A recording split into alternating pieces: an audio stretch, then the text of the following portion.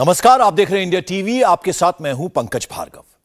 प्रधानमंत्री नरेंद्र मोदी के खिलाफ एक व्यवस्थित, सुनियोजित, सोची समझी रणनीति के तहत राजनीतिक प्लान रचा जा रहा है।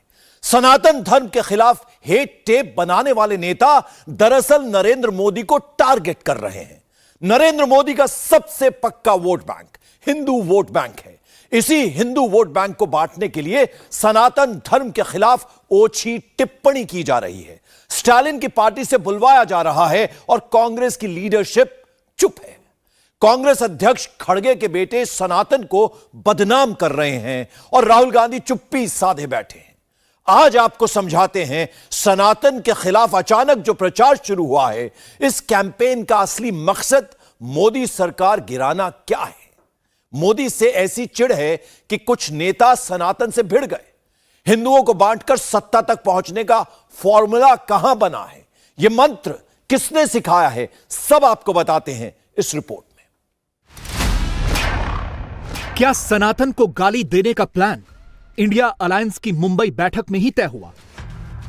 क्या राहुल ने सीनियर खड़गे और जूनियर खड़गे को सनातन पर अटैक करने का टास्क सौंपा? मुंबई में इंडिया गुट वाले मिले तो क्या वही फैसला हुआ कि सनातन पर पहला हमला साउथ से होगा? क्या सीनियर स्टालिन को अटैक सनातन वाली स्क्रिप्ट सौंपी गई और कहा गया कि जूनियर स्टालिन को काम पर लगाओ? क्या नीतीश और लालू की मौजूदगी में तय हुआ कि बिहार से टीका लगाने वाले सनातनियों पर निशाना साधो? सनातन धर्म पर सबसे बड़ा हमला होगा, कोऑर्डिनेटेड अटैक होगा। इंडिया अलायंस की 7 पार्टियों को पहले से पता था, हुआ भी वही। पहला सवाल मुझे सोनिया गांधी जी, राहुल गांधी से पूछना है, मुंबई की बैठक में आपने क्या तय किया है कि हिंदू आस्था और हिंदुत्व को बदनाम करना है? मैं फिर यह सवाल कर रहा हूं, सोनिया गांधी जी आप जवाब दें और राहुल गांधी जी आप जवाब दें। मुंबई में क्या फैसला किया था आप लोगों ने कि क्या हिंदू आस्था, हिंदू विश्वास, हिंदू चिंतन के खिलाफ इस तरह की शर्मनाक, विभत्स टिप्पणी की जाएगी? सोनिया गांधी जी आप समझ लीजिए, राहुल गांधी जी आप समझ लीजिए, और कांग्रेस के नेता समझ लें और विपक्ष के नेता समझ लें। सनातन की ज्वाला और चमकती रही। ये लोग किस खेत की मूली हैं? मोदी के सियासी दुश्मनों ने पूरी आर्मी एक्टिवेट कर दी। तमिलनाडु से, कर्नाटक से, बिहार से सनातनी परंपरा को धमकाने, मिटाने की कसम खाने वाली फौज अचानक बाहर निकली। हिंदू धर्म को, हिंदुओं को, सनातनियों को कुष्ठ रोगी, मलेरिया, डेंगू, नीच ऐसे ऐसे अपशब्द कहने की मानो होड़ सी मच गई। तो क्या इंडिया गुट की मुंबई वाली मीटिंग में ही अटैक सनातन वाली स्क्रिप्ट लिखी गई? क्या राहुल के, खड़गे के, सोनिया के इशारों पर ही सनातनी परंपरा की धज्जियां उड़ाई गईं? क्या नीतीश, ममता, उद्धव इन सब के ऑर्डर पर ही सनातन विरोधी थ्योरी फैलाई गई? सनातन पर 3 नाम इस वक्त सबसे ज्यादा वायलेंट हैं और इन तीनों नामों के पीछे छिपे सनातन विरोधी चेहरे बिल्कुल साइलेंट हैं।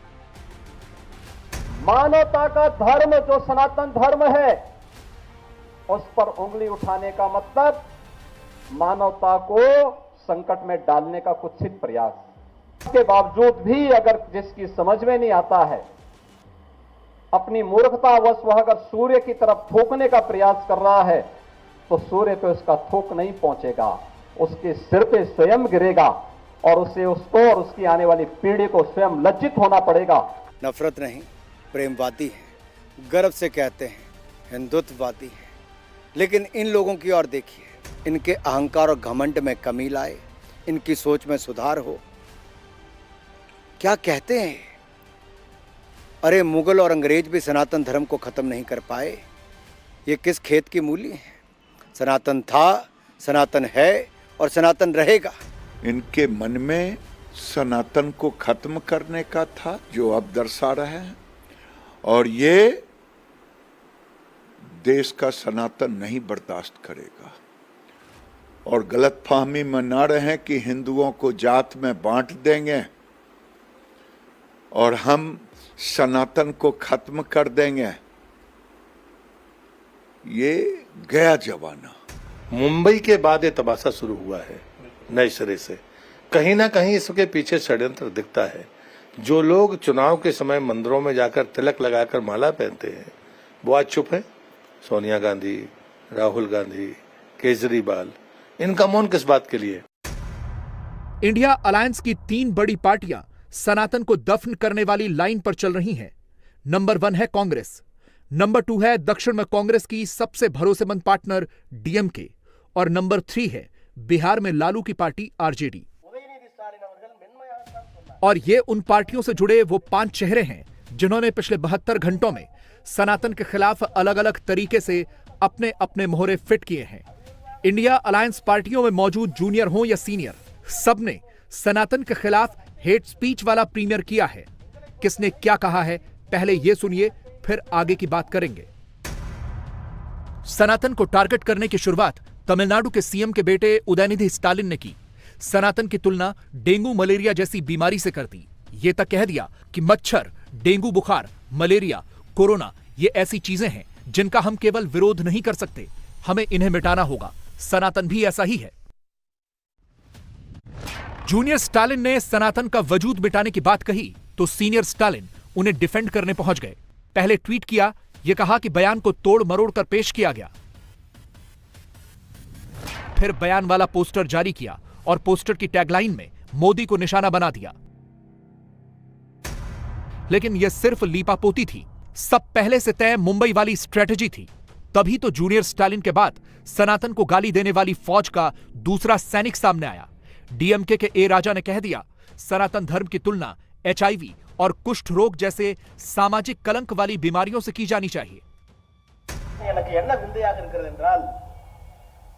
உதயநிதி ஸ்டாலின் அவர்கள் மென்மையாகத்தான் சொன்னார், மலேரியா போல டெங்கு போல ஒழிக்க வேண்டும் என்று. மலேரியாவுக்கும் டெங்குக்கும் சோசியல் ஸ்டிக்மா இல்ல, அது ஒரு அருவருப்பா சமூகம் பார்க்காது. அருவருவாக பார்க்கிற ஒரு சனாதனத்தை சொல்லணும்னா முறைப்படி ஒரு காலத்தில் தொழுநோய் இருந்தது, இப்ப ஹெச்ஐவி இருந்தது. எங்களை பொறுத்தவரை ஹெச்ஐவி தொழுநோயை போல ஹெச்ஐவி போல சமூக அவலம் நிறைந்த ஒரு நோயாகத்தான் நம்ம பார்க்கிறோம். ஒன்று. இன்னொன்னு சனாதர்மத்தை கடைபிடிங்கன்னு பிரதமர் சொல்றாரு.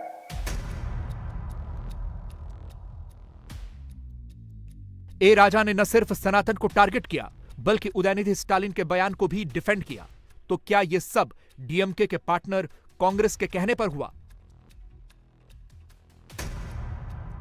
शक इसलिए गहरा हो जाता है क्योंकि पहले कर्नाटक की कांग्रेस सरकार में मंत्री प्रियांक खरगे ने सनातन की तुलना गंभीर बीमारी से कर दी। सीनियर खरगे पहले ही सनातन को भारत के लिए खतरा बता चुके हैं और अब कर्नाटक के सीएम ने एक स्टेप आगे बढ़कर मोदी सरकार के लिए नीच वाली लाइन खींच दी है।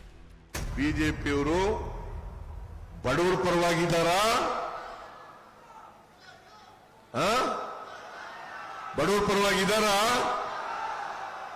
ಇಲ್ಲ, ಬಡವರ ಪರವಾಗಿಲ್ಲ.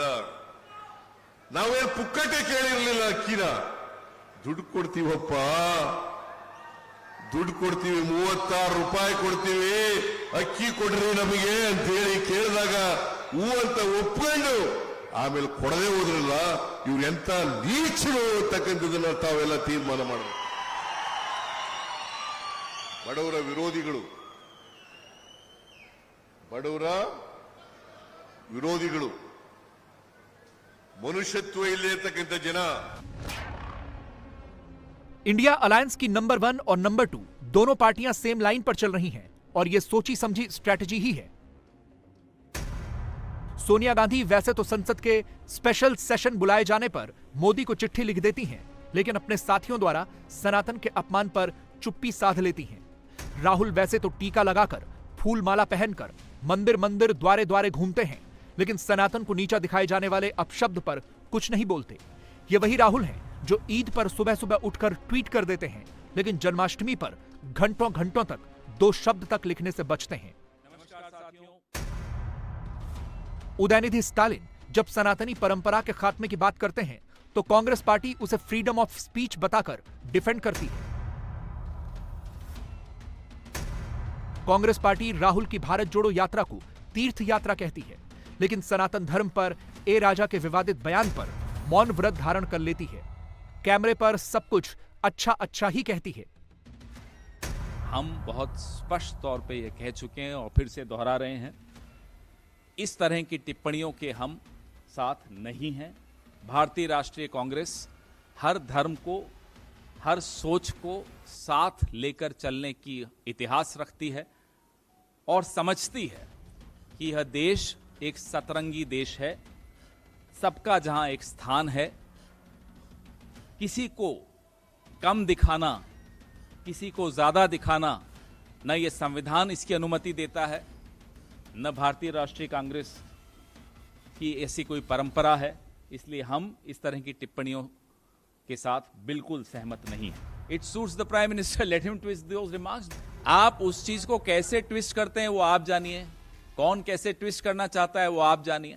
लेकिन भारतीय राष्ट्रीय कांग्रेस, ना केवल भारतीय राष्ट्रीय कांग्रेस, इंडिया अलायंस का हर सदस्य हर जाति, हर धर्म, हर सोच का उतना ही आदर करता है जितना कि संविधान आदर करता है। एक तरह से कांग्रेस पार्टी ने अपनी लाइन क्लियर कर दी है। वो सनातन का अपमान करने वालों के बयान को यह कहकर सही करार दे रही है कि बीजेपी उसमें ट्विस्ट दे रही है।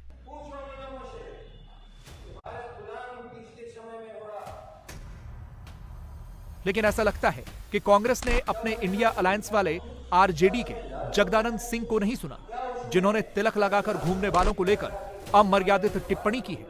आप भी सुनिए उन्होंने क्या कहा। भारत गुलाम पिछले समय में हुआ, किनके समय में भारत गुलाम हुआ? क्या गरीबों का उस समय कोई पूछने, गरीबों को पूछने वाला था? क्या उसमें कोई गोभी ठाकुर थे? क्या उसमें लालू प्रसाद जी थे?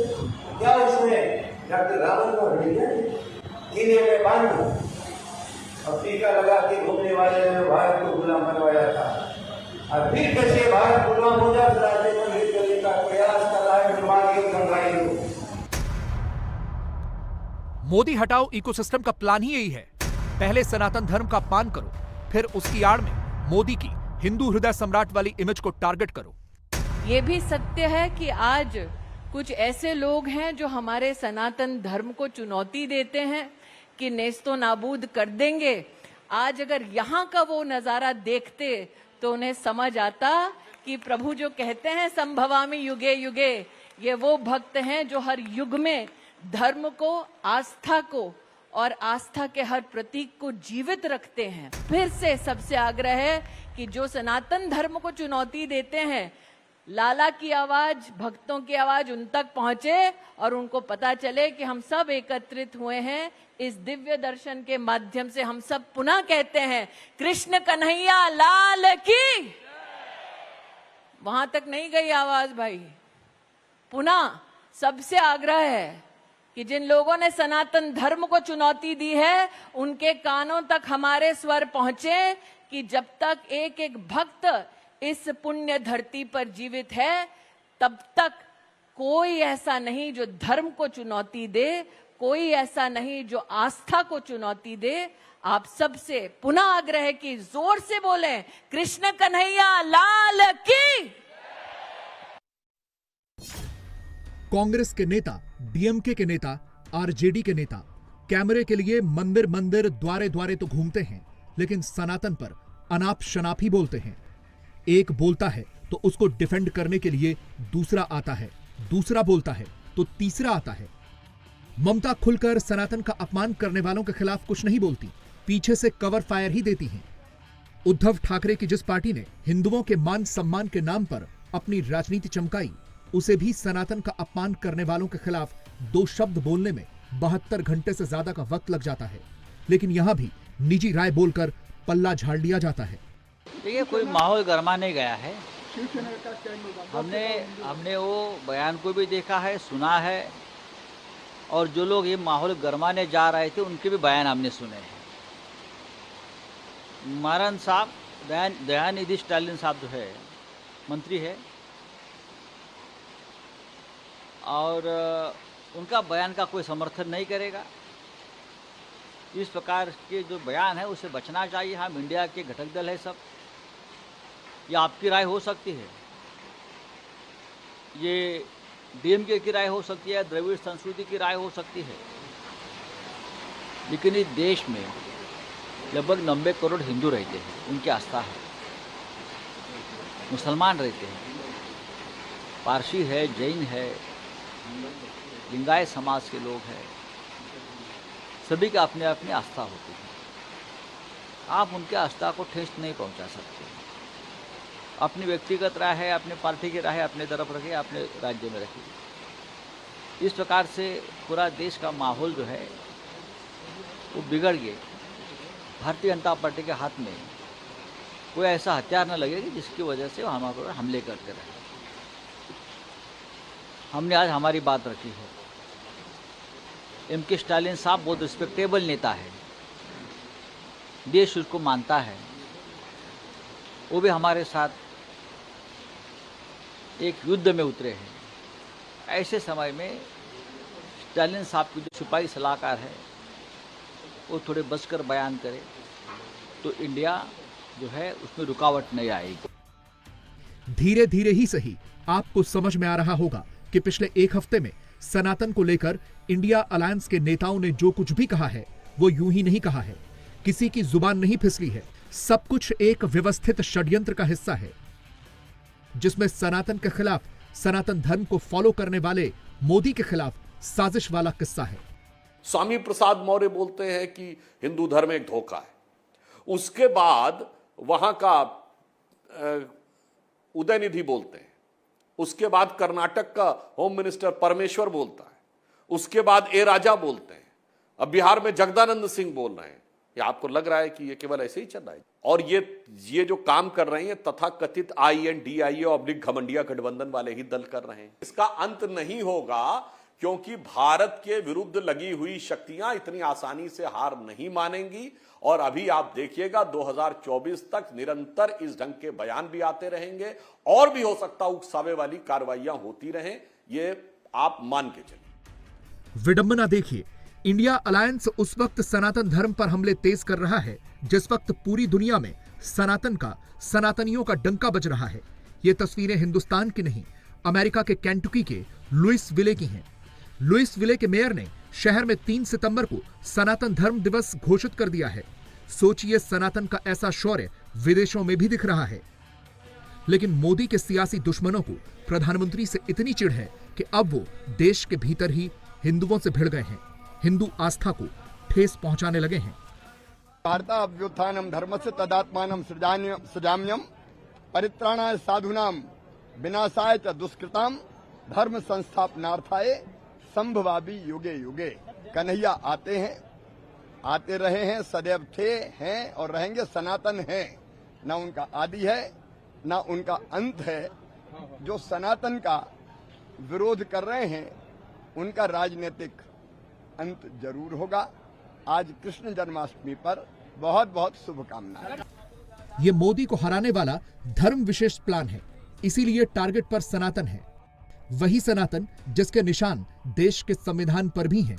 सिर्फ एक पन्ने पर नहीं, संविधान के कई पन्नों पर सनातन की पहचान है।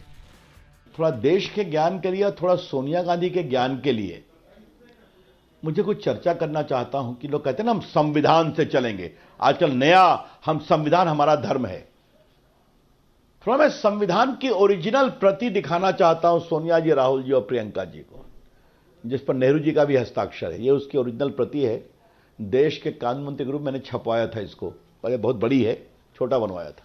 और देखिए, मैं 3-4 चित्र दिखाऊंगा।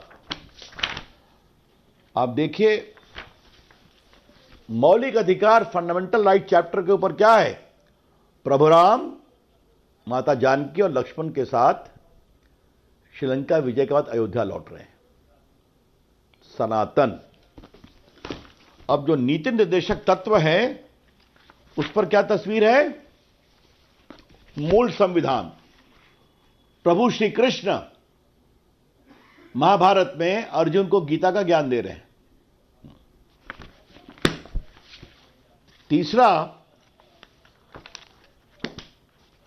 आप तो इनको खुद ही पहचान लेंगे। जरा दीजिए, देखिए, है ना सौरभ बाबू, हनुमान जी, ये देखिए। और एक बात आपको और दिखा दूं, ये देखिए नटराज, जो प्रतिमा मंडपम के सामने लगी है जहां G20 की बैठक होगी। हाँ? इसमें गांधी जी हैं, सुभाष चंद्र बोस हैं, लक्ष्मीबाई हैं, शिवाजी हैं, गुरु गोविंद सिंह हैं, अकबर हैं सौरभ बाबू, बाबर और औरंगजेब नहीं है। और अब देखिए, जो मैं आपको दिखाना चाहता हूं कि संविधान सभा के सभी सदस्यों ने हस्ताक्षर किया। सबसे ऊपर राजेंद्र प्रसाद जी हैं, अध्यक्ष थे, उसके नीचे जवाहरलाल नेहरू, देखिए। और नेक्स्ट पेज पर ये मौलाना आजाद, उनका दस्तखत था उर्दू में। और फिर देखिए वल्लभ भाई पटेल, और ये देखिए B.R. अंबेडकर, और बाकी अन्य सभी सदस्यों का हस्ताक्षर है। सोनिया गांधी, आपके दादा ससुर जी ने भारत के मूल संविधान में जगह दी थी प्रभु राम को, प्रभु कृष्ण को, हनुमान जी को, नटराज को। क्यों? और यह बात मैं ऐसे ही नहीं कह रहा हूं सौरभ जी, मुझे अच्छा लगेगा, इसको चर्चा कराइए अपने। ये पूरी लिस्ट ऑफ इलस्ट्रेशंस है, जितने चित्र हैं ये सब ने संविधान सभा के नेताओं ने तय किए थे और उनका रेखांकन है। जी बिल्कुल। अगर ये सनातन नहीं है तो क्या सनातन है, मुझे बताइए आप।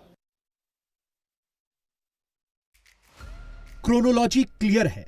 विपक्ष सनातन को बहाना बनाकर मोदी पर निशाना साधना चाहता है। मोदी ने बुधवार को ही कह दिया, इस मुद्दे पर पीछे नहीं हटना है, बिल्कुल अग्रेसिव लाइन पर चलना है। गुरुवार को कांग्रेस या इंडिया अलायंस की किसी भी टाइमलाइन पर सनातन शब्द नहीं दिखा। सन्नाटा ही पसरा रहा। राहुल ने यह किया, राहुल ने वो किया, बस यही चलता रहा। मगर बीजेपी ने लाइन क्लियर कर दी। सनातन विरोधियों पर ताबड़तोड़ हमले किए। सोशल मीडिया से लेकर कैमरे तक थोड़ी थोड़ी देर में बीजेपी की टॉप लीडरशिप सामने आई और सनातन विरोधी ताकतों की जमकर खिंचाई की। एकदम शर्मनाक है। लगता है कुछ लोग जिनको HIV की बीमारी के बारे में तो कुछ जानकारी है और कुछ मच्छर और डेंगू मच्छर के बारे भी हो सकती है, वो लगता है कुछ ऐसे व्यक्ति हैं जो HIV की बीमारी के लिए उन्होंने डेंगू की मेडिसिन ले ली है और ये जो उनका ब्रेन डैमेज हुआ है ये परमानेंट हुआ है। और जिन्होंने ऐसी बातें की है सनातन धर्म के बारे, भारतीय संस्कृति सभ्यता के बारे, उनको। और प्रधानमंत्री नरेंद्र मोदी अब से कुछ देर पहले इंडोनेशिया के जकार्ता से भारत वापस लौट आए हैं। प्रधानमंत्री आसियान की बैठक में हिस्सा लेने के लिए जकार्ता गए थे। 24 घंटे से भी कम की यात्रा में प्रधानमंत्री सिर्फ 8.5 घंटे तक ही इंडोनेशिया में रहे, बाकी फ्लाइट में ही ट्रैवल करते रहे। प्रधानमंत्री ने वापस लौटते ही G20 की तैयारियों का बाकायदा जायजा लेना शुरू कर दिया है। भारत में कल ही मेहमानों के आने का सिलसिला शुरू हो जाएगा। दुनिया के बड़े बड़े नेता कल ही आएंगे। अमेरिकी राष्ट्रपति जो बाइडेन कल पहुंचने वाले हैं, ब्रिटेन के प्रधानमंत्री ऋषि सुनक, फ्रांस के राष्ट्रपति इमैनुअल मैक्रोन। प्रधानमंत्री सबके आने की तैयारियों का आखिरी जायजा ले रहे हैं। लेकिन प्रधानमंत्री का एक मेहमान बहुत खास है। सऊदी अरब के क्राउन प्रिंस मोहम्मद बिन सलमान मोदी की तरफ से G20 की बैठक में आ रहे हैं। इन तमाम नेताओं को स्टेट ऑनर नहीं मिल रहा है, लेकिन सऊदी अरब के प्रिंस सलमान मोदी के स्टेट गेस्ट होंगे। इसकी वजह क्या है, हमारी यह रिपोर्ट देखिए।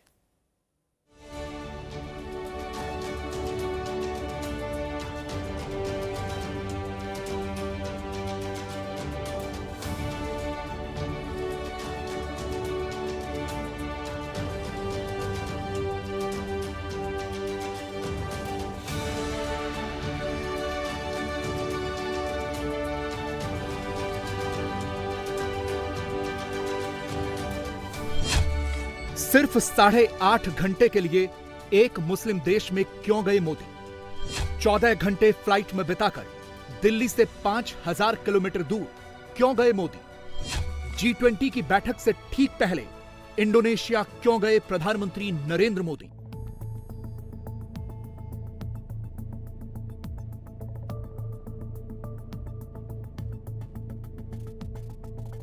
G20 की आधिकारिक शुरुआत होने में बस कुछ घंटे का वक्त बचा है। मेहमान आने शुरू हो चुके हैं। शुक्रवार यानी 8 सितंबर को तो सारे बड़े नेता आने लग जाएंगे और ऐसे वक्त में नरेंद्र मोदी को देश छोड़कर क्यों जाना पड़ा? 8 सितंबर से भारत में G20 समिट में शामिल होने के लिए तमाम बड़े देशों के राष्ट्रपति और प्रधानमंत्री आएंगे, लेकिन उससे पहले ही 6 सितंबर को रात 8 बजे प्रधानमंत्री नरेंद्र मोदी इंडोनेशिया की राजधानी जकार्ता के लिए रवाना हो गए। लेकिन मोदी के लिए जकार्ता जाना इतना महत्वपूर्ण क्यों था? क्या मोदी इस बैठक को टाल नहीं सकते थे, वो भी ऐसे वक्त में जब भारत में G20 का आयोजन हो रहा है? इसका जवाब है नहीं, मोदी ऐसा नहीं कर सकते थे। इसका जवाब हम आपको आगे देंगे, लेकिन उससे पहले ये देखिए कि दुनिया की सबसे ज्यादा मुस्लिम आबादी वाले देश में प्रधानमंत्री नरेंद्र मोदी का स्वागत कैसे हुआ। प्रधानमंत्री नरेंद्र मोदी जब इंडोनेशिया की राजधानी जकार्ता पहुंचे तो वहां सुबह के 4:30 बज रहे थे, लेकिन तब भी प्रधानमंत्री मोदी का स्वागत करने के लिए एयरपोर्ट पर पूरा इंतजाम था। इंडोनेशिया के पारंपरिक नृत्य के साथ प्रधानमंत्री मोदी का स्वागत किया गया।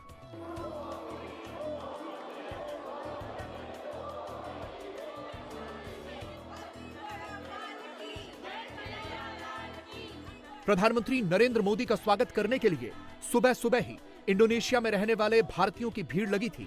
सब के सब मोदी की एक झलक पाना चाहते थे। प्रधानमंत्री नरेंद्र मोदी का शेड्यूल कितना टाइट था, इसका अंदाजा आप इसी बात से लगा सकते हैं कि वो 5 साढ़े 5 बजे अपने होटल पहुंचे और सुबह 9 बजे से पहले उस वेन्यू पर मौजूद थे जहां आसियान की बैठक होनी थी, जिसमें भारत एक पार्टनर देश के तौर पर शामिल हो रहा था। आसियान समिट 5 सितंबर से शुरू हो गई थी और 8 सितंबर तक चलेगी।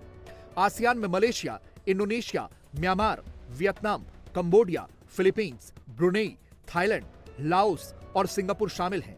आप गौर से देखेंगे तो ये सारे वो देश हैं जो चीन से परेशान हैं, क्योंकि ये सभी देश उसी साउथ चाइना सी के आसपास हैं जहां चीन अपना दावा जताता है।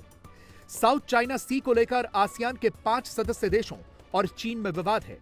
इलाके में चीन को काउंटर करने के लिए आसियान देश अमेरिका और भारत की मदद चाहते हैं।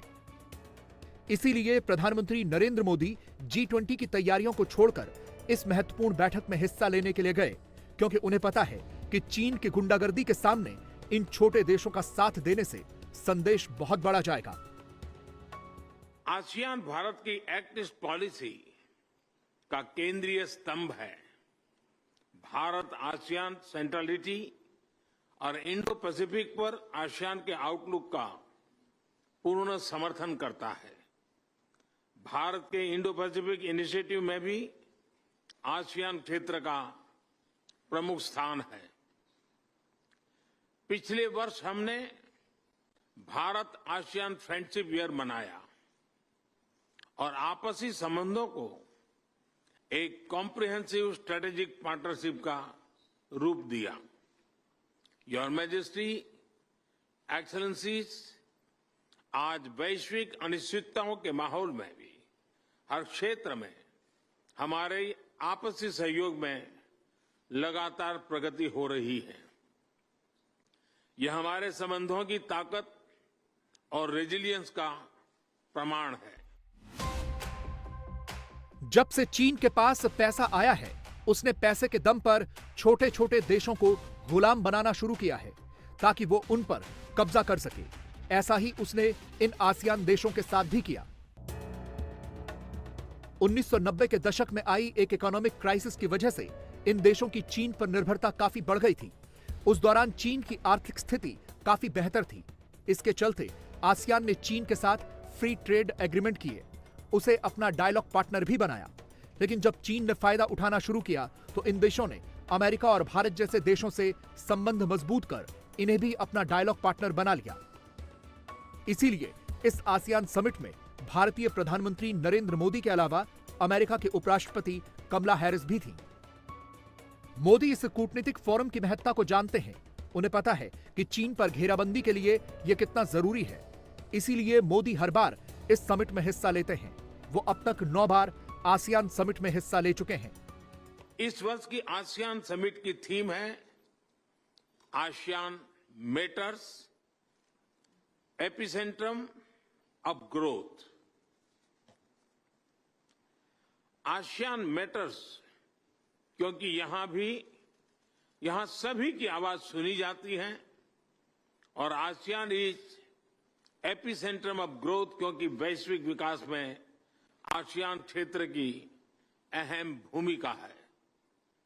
वसुधैव कुटुंबकम, one earth, one family, one future की यही भावना भारत की G20 अध्यक्षता की भी थीम है। योर मैजेस्टी एक्सेलेंसीज, 21वीं सदी एशिया की सदी है, हम सबकी सदी है। इसके लिए आवश्यक है कि हम एक rules based post Covid world order का निर्माण और मानव कल्याण के लिए सबका प्रयास, फ्री और ओपन इंडो पैसिफिक की प्रगति में और ग्लोबल साउथ की आवाज को बुलंद करने में हम सबके साझे हित है। भारत में जो लोग प्रधानमंत्री मोदी पर मुस्लिम विरोधी होने का आरोप लगाते हैं, अब जरा उन्हें ये तस्वीरें ध्यान से देखनी चाहिए। प्रधानमंत्री मोदी तब तक अपने होटल लौटे भी नहीं थे और इंडोनेशिया की मुस्लिम महिलाएं हाथों में तिरंगा लिए मोदी मोदी के नारे लगा रही थीं। उन्होंने अपने गालों पर भारत का तिरंगा भी पेंट किया हुआ था।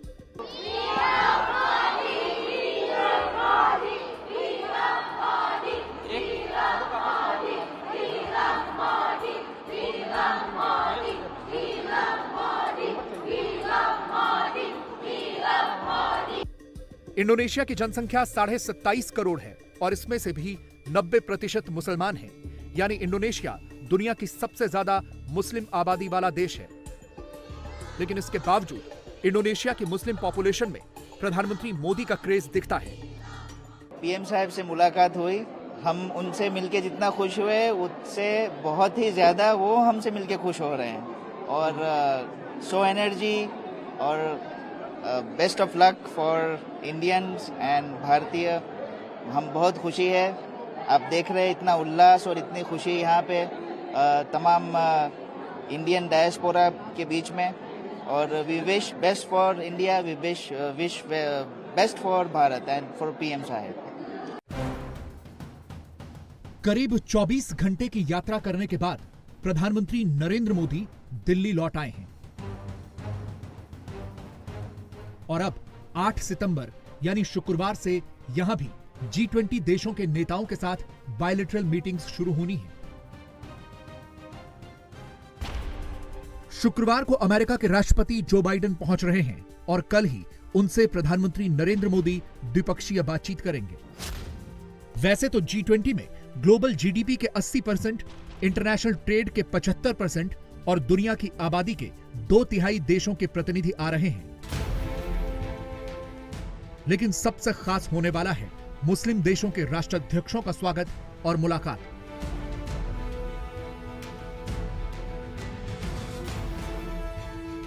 सऊदी अरब के क्राउन प्रिंस मोहम्मद बिन सलमान तो भारत में स्टेट गेस्ट बनने जा रहे हैं। 11 सितंबर को यानी G20 की बैठक खत्म होने के बाद सऊदी प्रिंस सलमान का स्टेट गेस्ट के तौर पर स्वागत होगा और उसी दिन उनकी प्रधानमंत्री नरेंद्र मोदी से द्विपक्षीय मुलाकात भी होगी। सऊदी अरब तो G20 का सदस्य देश है, लेकिन G20 की बैठक के लिए सदस्य देशों के अलावा मेहमान देशों को भी बुलाया गया है। जरा इनकी लिस्ट पर नजर डालिए, पूरा एजेंडा क्लियर हो जाएगा। देखिए मोदी ने कितने मुस्लिम देशों को बुलाया है।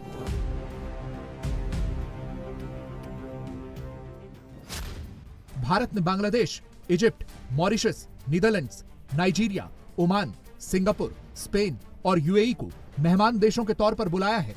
इनमें से बांग्लादेश, इजिप्ट, नाइजीरिया, ओमान और यूएई यानी कुल 5 मुस्लिम देश हैं।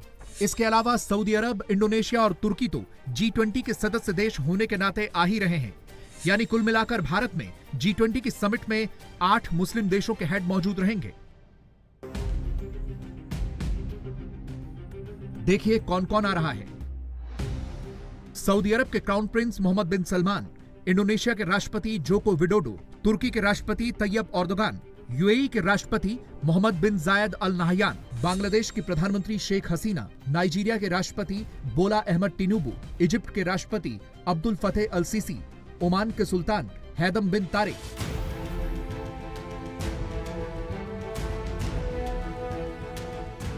मोदी दुनिया में इन मुस्लिम मुमालिकों के महत्व को जानते हैं, इसीलिए वो उन्हें पूरा सम्मान दे रहे हैं। हाल ही में अमेरिका की यात्रा के बाद प्रधानमंत्री मोदी जब इजिप्ट गए थे तो कायरो की ऐतिहासिक अल हाकिम मस्जिद में भी गए थे।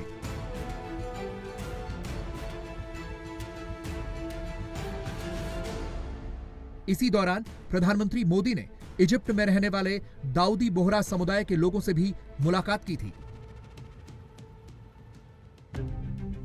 नरेंद्र मोदी जब से प्रधानमंत्री बने, उन्होंने मुस्लिम देशों के साथ भारत के रिश्ते काफी हद तक सुधारे हैं और इनमें सबसे आगे है यूएई यानी यूनाइटेड अरब अमीरात। पर सबसे बड़ा सवाल तो यह है कि जहां दुनिया के इतने बड़े बड़े नेता आ रहे हों, वहां सऊदी अरब के शहजादे को मोदी स्टेट गेस्ट क्यों बना रहे हैं? इसका जवाब भी व्यापार में ही छिपा है। पारंपरिक रूप से इराक और सऊदी अरब भारत के सबसे बड़े तेल सप्लायर रहे हैं, लेकिन जब से रूस और यूक्रेन का युद्ध शुरू हुआ, भारत ने रूस का रुख कर लिया था।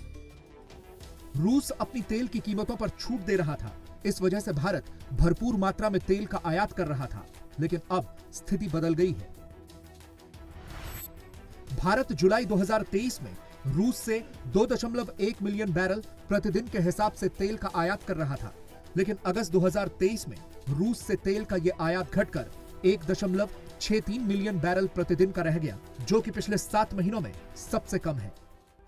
ऐसा इसलिए हुआ क्योंकि रूस ने भारत को तेल पर मिलने वाला डिस्काउंट कम कर दिया है। यह पता चला है कि $15 प्रति बैरल पर मिलने वाला डिस्काउंट $5 प्रति बैरल कर दिया गया, जिसकी वजह से भारत ने रूस से तेल आयात में कटौती कर दी।